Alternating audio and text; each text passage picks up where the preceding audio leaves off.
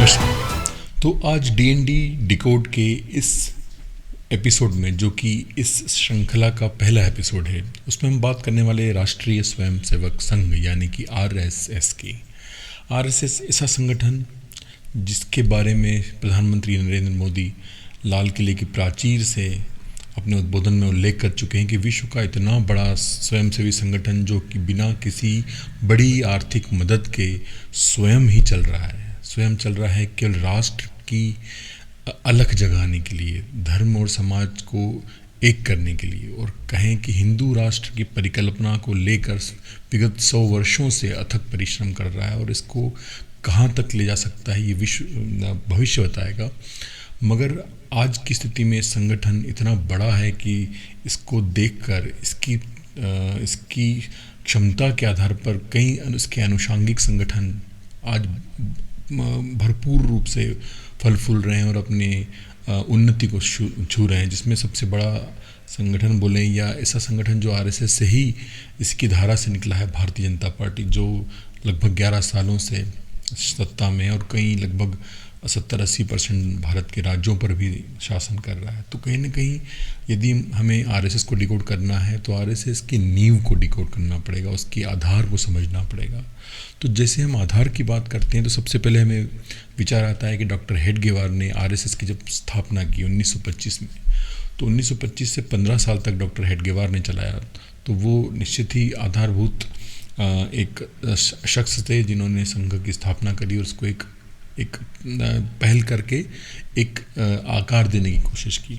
मगर संघ का जो आज का आकार है, जहाँ तक हमारी सोच जाती है या जहाँ तक हमारा एक अपना परिकल्पना जाती है, वो ये है कि 1940 में जब डॉक्टर हेडगेवार अपने स्थान पर अगले सरसंघचालक के रूप में गुरु गोलवलकर को दायित्व देकर चले गए, और 1940 से लेकर 1973 तक लगभग 33 वर्षों का जो बड़ा आधार रखा था वो माधवराव सदाशिवराव गोलवलकर जी ने रखा था। तो यदि हमें संघ को डिकोड करना है, यदि हमें बीजेपी को डिकोड करना है तो संघ को डिकोड करना है, संघ को डिकोड करना है तो संघ के आधार को डिकोड करना है, और उसमें गुरु गोलवलकर जी को डिकोड करना या कहें उनको समझना, कहाँ से उनकी यात्रा शुरू हुई, कैसे संघ को उन्होंने इतना बड़ा वृक्ष बना दिया, विराट वृक्ष का रूप दे दिया, ऐसा रूप दे दिया जो विश्व देखकर अचरज में है, अचंभे में है कि ऐसा संगठन कैसे चल सकता है। तो हमको यदि समझना है तो इस पूरे एपिसोड में हमने एक मुख्य रेफरेंस या मुख्य आधार या स्रोत लिया है जानकारियों का। वो स्वयं डॉक्टर गोलवलकर जी की किताब है जिसका नाम है बंच ऑफ थॉट्स, या जो बाद में प्रकाशित लखनऊ से भी हुआ था, जिसको विचार नवनीत या विचारों का गुच्छा इस नाम से शीर्षक से उसके अनुवाद भी प्रकाशित हुए। तो हमारा ये पूरा एपिसोड जो है ये संघ को समझने के लिए, गुरु गोलवलकर को समझने के लिए उनकी इस पुस्तक को आधार मानता है, जो कि हम समझते हैं प्रामाणिक है और ये कई सालों से प्रचलन में, और कई लोगों ने इसे पढ़ा है और संघ इसको पढ़ा है, मतलब आपने संघ को समझा है। तो अब देखें, डॉक्टर माधवराव सदाशिवराव गोलवलकर ये ऐसे शख्स थे जो नागपुर में ही जिनका जन्म हुआ, और उन्होंने नागपुर से अपनी ग्रेजुएशन पूरा किया। ग्रेजुएशन पूरा करने के बाद, चूँकि वो शुरू से मेधावी छात्र रहे थे, अपने माता पिता की एकमात्र जीवित संतान थे, तो वहाँ से लेकर उन्होंने अपनी मास्टर डिग्री करने के लिए बनारस हिंदू विश्वविद्यालय वहाँ जाना उन्होंने सोचा, क्योंकि उस समय बीएचयू की स्थापना हुई थी और वहाँ पे महामना मदन मोहन मालवीय जी वहाँ के मुख्य मुखिया थे, तो उनसे सामने आमने से प्रभावित होना निश्चित रूप से तय था। तो जब उन्होंने वहाँ पे मास्टर डिग्री की, एमएससी किया, तो वहाँ पे वाराणसी हिंदू विश्वविद्यालय से उन्होंने मदन मोहन मालवीय जी की प्रेरणा में लेकर कई सारी चीज़ों का एक अपना कोर्स कर रहे थे, तो ठीक है, मगर उन्होंने राष्ट्र और बाकी धर्म के बारे में मालवीय जी से जानना शुरू किया, और उसके बाद में अपनी शिक्षा पूरी करने के बाद में 2 साल तक प्राध्यापक भी रहे। तो देखिए, शिक्षा के उस वाले स्तर पर, क्योंकि वो मास्टर डिग्री तो किया ही था उन्होंने, साथ में वो प्राध्यापक के तौर पर 2 वर्ष पढ़ाया भी उन्होंने, तो उनके मेधावीपन का या उनके शिक्षा का या उनकी योग्यता का कॉलेज को भी फ़ायदा मिला और आगे जाके आज देख रहे हैं कि 100 साल तक का जो संघ का एक नया आयाम छुआ है संघ ने, उसमें भी उसी शिक्षा का कहीं ना कहीं योगदान आता है। खैर वहाँ से जब वापस आए तो वहाँ पे आकर उन्होंने नागपुर में 1933 में लौटे और वहाँ पे उन्होंने लॉ की पढ़ाई भी की। तो और लॉ की पढ़ाई भी की और कुछ समय वकालत भी की। मगर 1933 के पहले, जैसे हम जानते हैं कि 8 साल पहले ही संघ की स्थापना हो गई थी, तो संघ के संपर्क में आए, संघ को समझने लगे और डॉक्टर हेडगेवार के संपर्क में भी आने लगे। तो उसके बीच में भी फिर उनका विचारों की उथल पुथल जारी थी कि मुझे आगे भविष्य में करना क्या है। तो उस भविष्य की उहापोह में हम देखें कि डॉक्टर गोलवलकर जो थे उन्होंने वहाँ से एक उनके मन में कहीं न कहीं धर्म और अध्यात्म के प्रति भी जिज्ञासा थी या रुचि थी।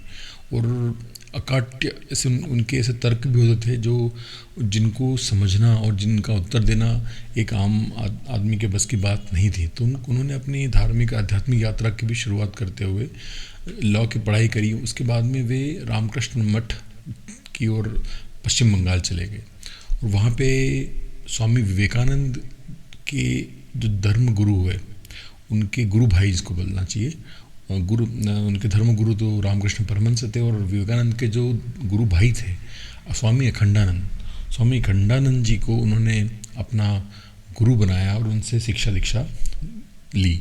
और 1937 में फिर वापस वो नागपुर लौट आया। यहाँ पर उनका अब संघ के प्रति बहुत ज़्यादा रुझान बढ़ गया, बहुत प्रगाढ़ रिश्ता होने लगा डॉक्टर हेडगेवार के साथ में। डॉक्टर हेडगेवार भी दूरदर्शी थे, विजन रखते थे। तो उन्होंने गुरु गोलवलकर जी को समझने में और उनकी योग्यता और उनकी दूरदर्शिता को समझने में और उनका आरएसएस के में क्या बेस्ट कॉम्बिनेशन हो सकता समझने में देर नहीं लगाई। और उन्होंने 2-3 साल में उनको पहले तृतीय शिक्षा वर्ग का मुखिया बनाया, मुख्य अधिभार दिया। मगर उसके बाद में 3 साल में जब उनकी स्वास्थ्य के कारण होने लगे डॉक्टर हेडगेवार के, तो उन्होंने अपनी आरएसएस की अगला जो दायित्व था, सबसे बड़ा दायित्व जिसको सरसंघ चालक बोलते हैं, सरसंघ चालक का दायित्व उन्होंने गुरु गोलवलकर जी को अपनी जीवन लीला का उनका प्रयाण हुआ। और डॉक्टर गोलवलकर जी 1940 से अपने संघ की मुखिया के तौर पर सामने आया। 1940 में जब संघ की बागडोर गुरु गोलवलकर जी को प्राप्त हुई, उस समय देश एक बड़े नाजुक दौर से गुजर रहा था। नाजुक दौर ऐसे कि संघ का तो शुरुआती दौर था, मगर संघ के प्रति भी कई लोगों के कई प्रश्न थे या कई तर्क थे कि संघ का क्या उद्देश्य है, संघ की ज़रूरत क्या है, अभी कैसी स्थिति है, देश काल परिस्थिति कैसी है और इसमें संघ कहाँ का फिट बैठता है। खैर इन परिस्थितियों से संघ तो गुजर ही रहा था, मगर देश की हम बात करें तो देश बड़ी एक कठिन मोड़ पर था, क्योंकि आज़ादी मिलना नहीं मिलना उसका दौर 1940 के बाद में शुरू हुआ। भारत छोड़ो आंदोलन हुए 1942 में, या सुभाष चंद्र बोस अपनी अलग विचारधारा को लेकर चल रहे थे, गरम दल नरम दल, ये इसमें देश दोनों तरफ से आगे बढ़ रहा था ताकि देश को हम आज़ाद करा पाते।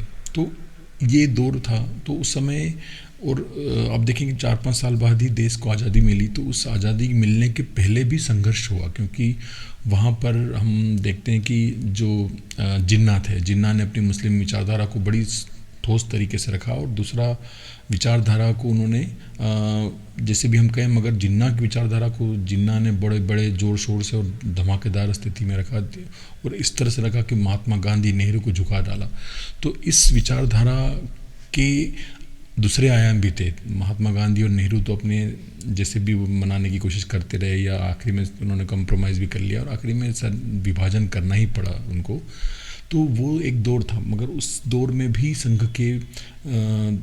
की बात को विशेष रूप से रखने के लिए गोलवलकर जी उपस्थित थे। उन्होंने अपनी उस दौर में अपने संघ को कैसे लेके आगे चले, और यहाँ तक कि न केवल आगे चले बल्कि 1948 में बड़ा विकट परिस्थिति भी आई जब नाथूराम गोडसे ने गांधी की हत्या की। तो उस समय सीधा का सीधा आरोप नेहरू ने संघ पर लगाकर संघ को बैन कर दिया।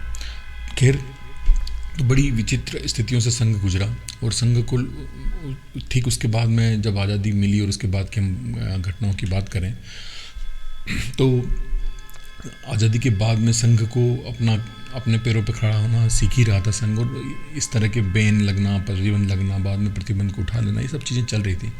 मगर उनकी इस समय की विचारों की हम बात करें तो वहाँ पर सब विचारों की स्थापना हो रही थी। ऐसा कहें कि विचारों का साकार रूप देना था संघ को, अपना अपना ये बताना था कि संघ क्या चाहता है, संघ किस दिशा में आगे बढ़ रहा है, संघ की ज़रूरत क्यों है। यहाँ तक कि इतने मूलभूत प्रश्नों से संघ को लड़ना पड़ रहा था। तो खैर अब देखें 1940 में जब सरसंघ चालक का दायित्व सौंपा गया तो उसके बाद में यहाँ से गुरु गोलवलकर जी की यात्रा शुरू होती है।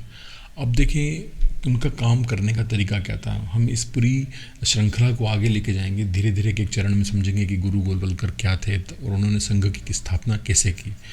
तो अभी इस एपिसोड में हम केवल सारे बिंदुओं का एक इसको बोल सकते हैं सार लेकर आए हैं कि संघ को कैसे स्थापना किया, संघ की विचारों की कैसे स्थापना करी, कैसे, क्योंकि उस 1940 के पहले संघ एक अपने सीमित स्तर में काम कर रहा था और पूर्णकालिक प्रचारकों की जो अवधारणा थी वो पूरी तरह से आई नहीं थी।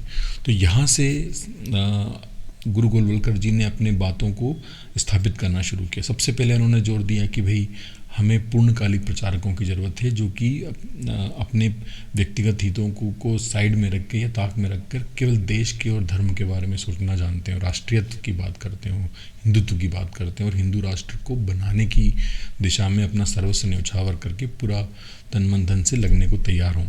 तो एक पूर्णकालिक प्रचारकों की परंपरा को उन्होंने स्थायी रूप से शुरू करके उसको प्रोत्साहित भी किया। उस समय से हम बात करें कि देश की हालत नाजुक थी, तो अब बात जब थोड़े थोड़े हम कुछ साल गुजरते गए तो जब 46-47 की बात आई तो हम ये समझ रहे थे कि हमको स्वतंत्रता मिलने वाली है। मगर गुरु गोलवलकर जी का मुख्य विचार जो था वो ये था कि हमको स्वराज और स्वतंत्रता दोनों को समझना जरूरी है। हमको केवल ये नहीं चाहिए कि स्वतंत्रता मिल जाए, हमको स्वराज भी चाहिए। स्वतंत्रता मिलने के बाद में जो भी शासन करेगा, जो सरकार बनेगी, उनको स्वराज ऐसे होना चाहिए कि हमारी खुद की, हमारे देश की जो निहित जिसको बोलना चाहिए कि हमारी परंपराएं हैं, अपनी संस्कृति है या यहाँ की जो प्रचलन में हमारी खुद का धर्म है या हमारे यहाँ की प्रजा है, उसके हिसाब से हमारा राज चले। न केवल ऐसा कि जो कि उस समय के जो हमारा नेतृत्व था, नेहरू या गांधी की हम बात करें तो इनका नेतृत्व ये था कि भाई हम हमारी अभी के हिसाब से हमारा सारी जो भारतीय परंपराएं सब पुरानी हो चुकी हैं, इनको छोड़ना है, सब ऑर्थोडॉक्स है, इनको छोड़ेंगे और हमें अमेरिका, इंग्लैंड यहाँ से सीख कर हमको हमारा लोकतंत्र बनाना है। तो हम गुरुजी का सीधा था कि भाई हम स्वतंत्रता मिलना तो ठीक है, पर हम स्वराज को भी पा सक रहे हैं या नहीं सक रहे हैं, नहीं तो उसका स्वराज स्वतंत्रता हमारी अधूरी रह जाएगी यदि हमारा समाज संगठित नहीं है। हमारा पूरा हिंदू समाज बोलें या पूरा भारतीय समाज इस सुदृढ़ अवस्था में नहीं है कि हमारी संस्कृति पे गर्व कर सके या हमारे धर्म पे गर्व कर सकते, हमारी भाषा पे गर्व कर सके, हमारे रहन सहन, हमारे पहनावे पे गर्व कर सके। तो जब तक हमारी सोच भी स्वतंत्र नहीं होगी, हम उस स्वतंत्रता को पूरी तरह से फलीभूति नहीं कर पाएंगे। तो देखिए उस समय की कितनी बड़ी सोच थी गुरु जी की या गोलवलकर जी की कि वो यहाँ तक समझ रहे थे कि स्वतंत्रता के बाद में परिणाम क्या आ सकते हैं। जो ये पराधीन सोच के साथ में स्वाधीनता की बात करने वाले नेतृत्व को उन्होंने नकार दिया। उन्होंने सीधा सीधा कहा कि जब तक हमारी जो स्वत्व की बात करते हैं, तो स्वत्व की बात जिसको जो मेकाले करके जो ब्रिटिश ने भेजा था यहाँ पे अध्ययन किया, उन्होंने पूरी हमारे यहाँ के स्वत्व को मारने की कोशिश करी और उसी के कारण आज तक हम पराधीन सोच से दो हाथ कर रहे हैं, लड़ रहे हैं और हमारे स्वत्व को अनुभूत करने के लिए आज हमारे प्रधानमंत्री को बोलना पड़ रहा है कि भाई जब लॉर्ड मेकाले का 100 साल पूरा होगा 1935 से लेकर 2035 तक, तब तक हम सब छोड़ दें मेकाले की चीज़ों को। खैर, तो स्वाधीनता और स्वराज इन दोनों में गुरुजी के बड़े विचार क्लियर थे। वो चाहते थे कि हम स्वतंत्र हों तो हमारा स्वराज बने और हमारे विचारों का स्वराज बने। खैर उस समय बड़ी विचित्र परिस्थितियों से हुआ। तो उसके बाद में जैसे गांधी जी की हत्या हुई, संघ पे प्रतिबंध भी लगा, ये सब हुआ। मगर उसके बाद में धीरे धीरे संघ को सरकार ने भी समझना शुरू किया, क्योंकि गुरुजी का संगठन शक्ति इतनी दृढ़ थी कि पूरे भारत में जब उस समय जो 20-25 राज्य हुआ करते थे, हर राज्य में 1 साल में 2 बार उनका दौरा निश्चित होता था। तो आप सोचिए कि वो मात्र ऐसे संगठन करता रहे संघ के या पूरे किसी भी संगठन या किसी पार्टी की हम बात करें, जिन्होंने पूरे भारत को करीब 60 बार अपने स्वयं जाकर यात्राओं से समझा। ऐसा कौन संगठन है जो 60 बार पूरे भारत की यात्रा कर चुका है? कौन संगठन करता है या कौन नेतृत्व करता है, हम आज जानते हैं। मुझे लगता नहीं कोई बिरला ही होगा या फिर कोई है भी नहीं। तो ऐसे गुरु जी जिन्होंने 60 बार पूरे पूरे भारत को घुमा, देखा, हर जगह हर प्रांत में 2-2 बार गए, हर साल 2 बार गए, तो करीब 30-35 साल के जो उनका 33 साल का कार्यकाल था उसमें लगभग 60-60 बार एक प्रांत में उनका जाना हुआ है। तो सरकार भी समझ गई थी कि इतना बड़ा तंत्र खड़ा करने वाला संघ और इनके गुरुजी जो नेतृत्व करता है सरसंघ चालक, इनको हमको साथ लेके चलना पड़ेगा। अब ये दौर नहीं रहा कि हम संघ को इग्नोर कर दें या उपेक्षित कर दें। तो धीरे से संघ को शासन में भी धीरे धीरे रिकग्निशन मिला या कहें कि पहचान मिली।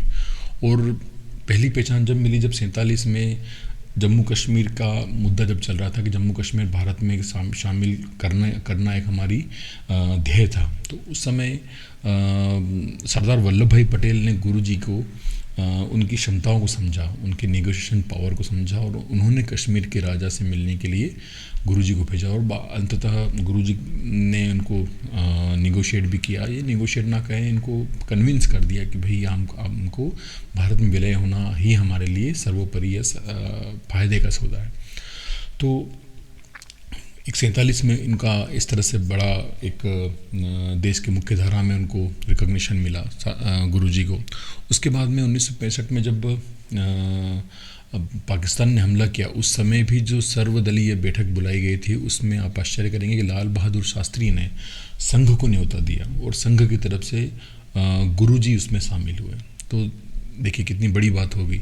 यहाँ तक कि जब 1962 में भारत चीन का युद्ध हुआ, उस समय के पहले से संघ की दूरदर्शिता थी गोलवलकर जी की। उन्होंने कहा था भारत चीनी भाई भाई के नारे शब्दों में आप मत उलझो, ये हमारे देश को नुकसान पहुंचाएगा। हम आपको भाई भाई करना है करिए, मगर उसके पहले हमारी रक्षा उपकरणों को, हमारी रक्षा क्षमताओं को बढ़ाइए, हमारी सुरक्षा को पहले सुनिश्चित करिए, उसके बाद में आप किसी भी देश से मैत्री करो, मैत्री करने में दिक्कत नहीं है। मगर जब तक हमारी सुरक्षा सुनिश्चित नहीं है, जब तक मैत्री एक तरफा है, हम उसके ऊपर निर्भर हो गए, क्योंकि यदि उसने मैत्री तोड़ के हम पे हमला किया तो हम तो दोनों हाथ खाली करके बैठे हैं उसके भरोसे।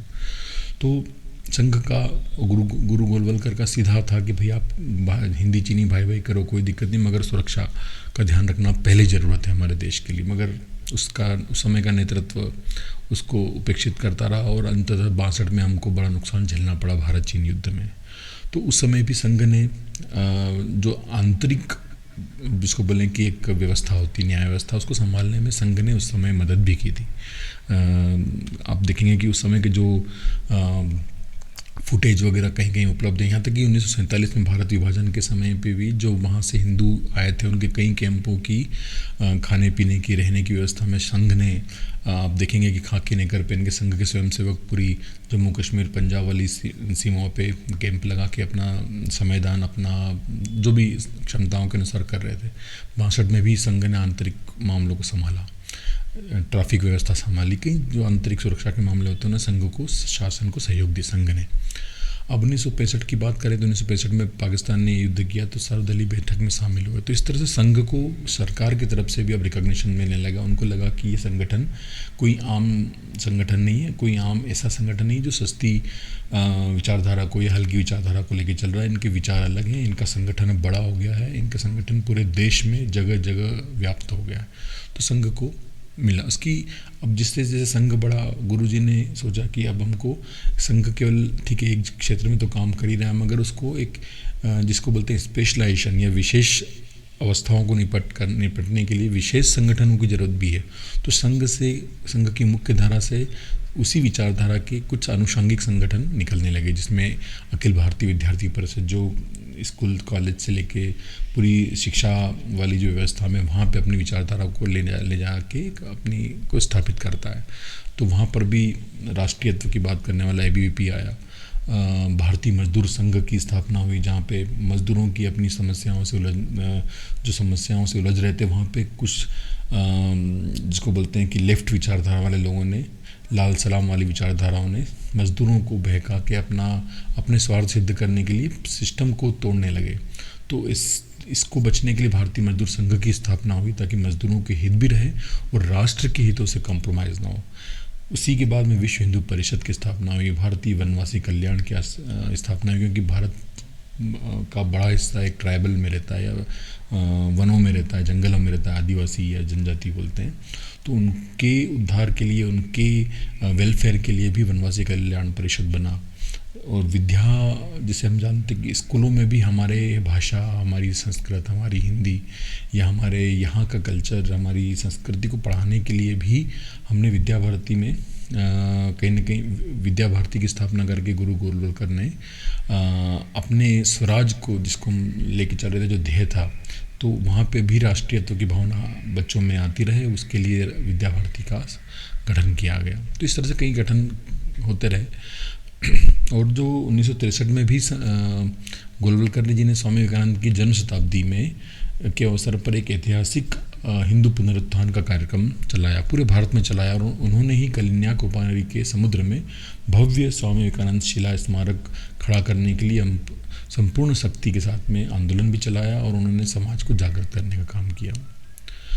1850 में भी, जिसे हमने बात किया कि हिंदू चीनी भाई भाई का, तो जहाँ पे भी संघ को अपनी राष्ट्रीयत्व की विचारधारा में कुछ न कुछ प्रतिकूलता दिखती थी, संघ ने अपनी बात को राष्ट्रीय स्तर पर रखना शुरू कर दिया, जिसमें हिंदू चीनी भाई भाई वाली बात को जो संघ ने या गुरु गोलवलकर ने जो बोला था वो स्पष्ट हुआ, और 10-12 साल में वो सिद्ध भी हुआ कि गोलवलकर जी सही बोल रहे थे। उसके बाद में देखिए 1961 में जब पंजाब की समस्या शुरुआती दौर में थी, जिसको बाद में जाके जो 80 के दशक में बहुत बड़ा रूप ले गया, वहाँ के उग्रवादी बने और ऑपरेशन ब्लू स्टार हुआ अमृतसर में, मतलब कई सारी शासन चूक करी, वहाँ के लोगों में जो रोष आया वो सब एक अलग बात है। मगर उसकी 1960-61 में ही संघ ने, गुरु गोलवलकर ने अपनी बात रख दी थी कि भाई वहाँ के जो हिंदू हैं, समझदार हिंदू, अपनी मातृभाषा पंजाबी में ही अपना लिखा है, क्योंकि 1961 में जनगणना होने वाली थी, और सभी सिख बंधु जो हैं अपने आप को हिंदू ही लिखवाएं। तो उन्होंने हिंदू और सिख के बाद आपस में जो अलगाव का जो भविष्य था वो उनको परख के उन्होंने पहले ही घोषणा की थी कि हिंदू और सिख एक जैसे ही हैं। हमको हिंदुओं को सोचना है कि भाई हमारी मातृभाषा पंजाबी लिखा है, पंजाब में आप रहते हैं, और सिखों के लिए अलग धर्म ना बोल के उनको हिंदू ही धर्म अपने आप को लिखवाना चाहिए जनगणना में। तो वहाँ पे उन्होंने इस एकता का एक बीज बोने के लिए बात करी थी 1961 में, मगर शासन ने उपेक्षा की, और बाद में जाके 80 के दशक में वो एक अलगाववाद या उग्रवाद इतना बड़ा कि बड़े इंदिरा गांधी ने उस समय ऑपरेशन ब्लू स्टार करवा के सेना को स्वर्ण मंदिर के अंदर जाने का आज्ञा दे के वहाँ से जो भी आपस में मुठभेड़ हुई और सब जो कुछ भी हुआ।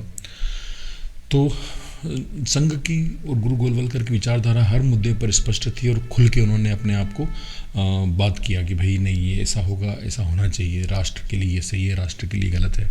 आज तक हम देखते हैं तो संघ अपनी बात को मुख्य रूप से रखता है, जहाँ पे भी राष्ट्रीयत्व की बात आती है या संघ की, तो वहाँ पे संघ अपना बात रखता है। यहाँ तक कि जब 1960 के दशक में केंद्र सरकार ने एक भाषावार प्रांत रचना का मुद्दा लाए, तब भी संघ ने अपने आप को स्पष्ट रखा कि भाषा के आधार पर यदि आप करोगे तो जो आज की राज्यों की रचना है उसके बाद में आपको कई सारे राज्यों की मांग आएगी, और ये विरोध के कारण देश विरोध में ना बदल जाए ये मांगे। तो नॉर्थ ईस्ट के कई सारे जो आज के मुद्दे हैं वो संघ ने, गोलवलकर ने उस समय ही उनको प्रतीत हो गया था कि ये मुद्दे होंगे यदि हम भाषा के आधार पर प्रांतों की रचना की बात करते हैं। तो खैर ये सब होता रहा, तो संघ ने अपनी बात रखना शुरू करी। गुरु गोलवलकर अपनी बातों को मुख्य रूप से रखते थे, और कुछ जैसे जैसे वर्ष गुजरते गए वैसे वैसे उनकी बातों में सच्चाई भी दिखने लगी लोगों की, नहीं संघ की बात ठीक है। इसीलिए उनकी बातों में एक बड़ी बात ये थी कि 1966 में जब एक उन्होंने विश्व हिंदू सम्मेलन की उद्घोषणा हुई थी, तो उन्होंने उसमें सारे शंकराचार्यों से बात कही, और सारे शंकराचार्यों से बात करने के बाद में उन्होंने सबसे बड़ी कमी को उन्होंने ठीक करने की कोशिश की, जो हिंदू समाज की कमी थी कि हम में एकता की कमी थी। हम जाति, पंथ, संप्रदाय और भाषा और इन सब में बहुत उलझे हुए थे। तो उन्होंने एक मत से सारे शंकराचार्य और सारे धर्म के जो हमारे नेतृत्व है उन सारे उनको इकट्ठा करके हिंदू सम्मेलन करके उसमें एक बात रखी कि भाई हमको जातिवाद और वर्गवाद से दूर रहना है, छुआछूत की इस टाइप की जो गलत परंपराएं हैं उनको हमको त्यागना है।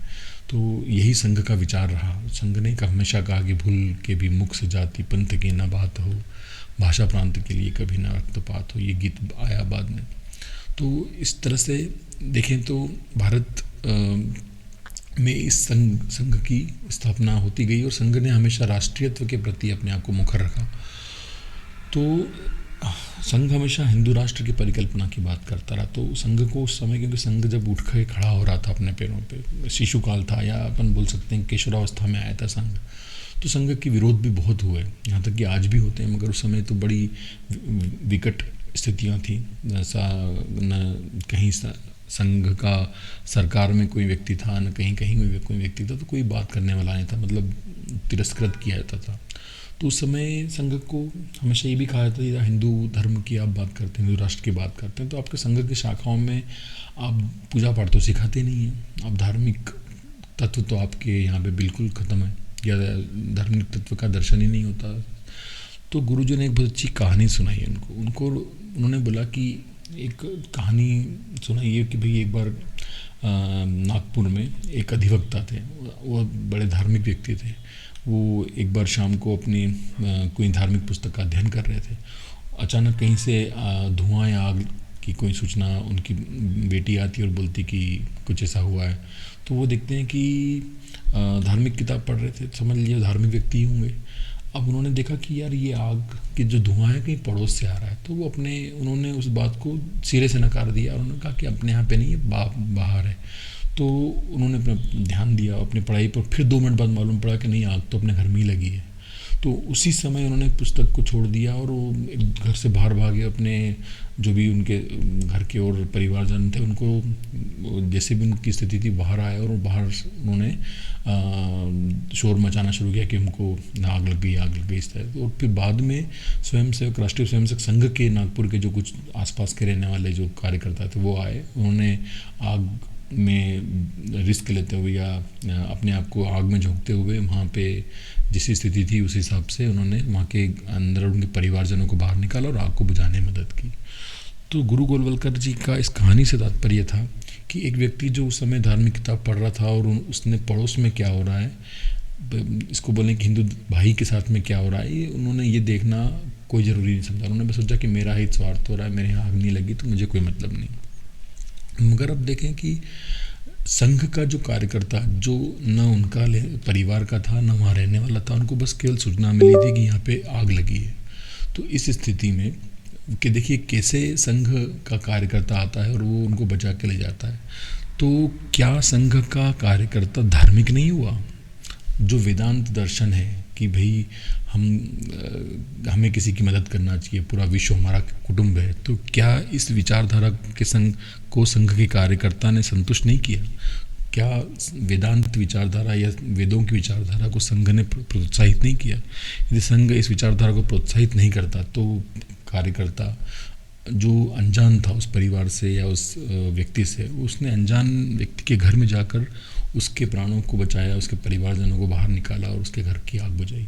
तो संघ में धार्मिक दर्शन बिल्कुल है, मगर धर्म के कर्मकांड के ऊपर संघ को का कोई आपत्ति हालांकि नहीं है, मगर संघ की जो शाखा का प्रक्रम है या जो वहाँ की प्रोसेस है, वो प्रोसेस ऐसी है कि अपने आप संघ धार्मिक काम कर रहा है। तो संघ की इस धार्मिकता की जो क्वेश्चन था या प्रश्न था, वो संघ ने या गुरुजी ने उसको सफलतापूर्वक उसको सिद्ध किया और समझाया कि संघ धार्मिक भी है, इसीलिए हिंदू राष्ट्र की बात करता है। तो इस तरह से संघ ने अपने आप को रखना शुरू किया। और जैसे जब भारत आज़ाद भी हुआ उस समय भी संघ का सीधा जैसे अभी हम बात कर ही रहे थे कि हमको इंग्लैंड और अमेरिका की उनकी सभ्यता और उनकी संस्कृति को हमें adopt as it is adopt करने की ज़रूरत नहीं। हमारी स्वयं की क्षमता, हमारी स्वयं की सभ्यता और संस्कृति इतनी सक्षम है, इतनी पावरफुल है कि हम हमारे हिंदू समाज और हमारे पूरे भारतीय समाज को एक रख के चल सकते हैं। मगर उस समय के नेतृत्व ने, उस समय के लोगों ने यदि उस समय संघ की विचारधारा को समझा होता और संघ की विचारधारा को कुछ हद तक अपनाया होता तो कई सारी भविष्य में होने वाली घटना दुर्घटना या जो वैचारिक उन्मादी घटनाओं का जो बाद में जैसे हमने कहा पंजाब का उल्लेख किया, तो उन सारी चीज़ों से, या नॉर्थ ईस्ट की हमने बात करी उनसे, या जो भाषा के आधार पर प्रांतों की रचना वाली बात करी, इन चीज़ों से, या फिर भारत चीन युद्ध जो 60 के बाद हुआ, यदि उससे उसके पहले की जो संघ की विचारधारा थी कि भाई राष्ट्र पहले, राष्ट्र की सुरक्षा पहले, बाद में भाई भाई करो आप, तो इन सारे मुद्दों पे संघ की अपनी स्पष्ट विचारधारा थी। और संघ का 1947 में क्लियर गोलवलकर जी का वो था कि यदि हिंदू समाज संगठित नहीं रहेगा तो इस स्वराज को भी संपूर्ण रूप से हम इसको बोलना चाहिए कि हम उसको एग्जीक्यूट नहीं कर पाएंगे, क्योंकि यदि कमज़ोर समाज है तो कमज़ोर, जैसे हम उन्होंने एग्जांपल दिया हमेशा कि एक कमज़ोर व्यक्ति है, यदि कमज़ोर व्यक्ति को आप पूरे चारों तरफ अच्छे अच्छे फल रख दो, खाना रख दो, तो कमज़ोर व्यक्ति खा ही नहीं पाएगा।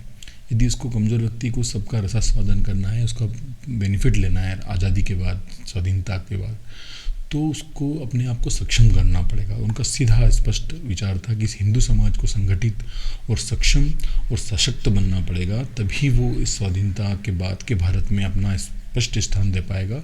क्योंकि भारत को 1947 में इस तरह से प्रेजेंट कर दिया कि एक तरफ मुस्लिम लीग और जिन्ना अपना बड़ी सॉलिड तरीके से बात रख रहे थे, दूसरी तरफ केवल उसको कन्विंस करने में गांधी और नेहरू लगे थे।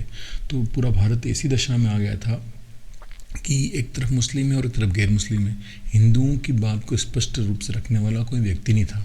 सावरकर की हम बात करें तो सावरकर ने हमेशा एक अपने आप को हिंदुत्व की बात रखने में आगे रखा, मगर एक संगठन के तौर पर संघ ने हमेशा बोला कि भाई हिंदू समाज को भी, क्योंकि बहुल समाज है, तो हिंदू समाज को बहुल होने के कारण सशक्त, सक्षम और इस तरह से बनना पड़ेगा कि वो स्वाधीनता में अपना स्पष्ट बात रखे। हिंदू अपना एक बड़ा जनसंख्या का बड़ा हिस्सा है और इस बहुलता के हिस्से को हमको इग्नोर नहीं कर सकता शासन।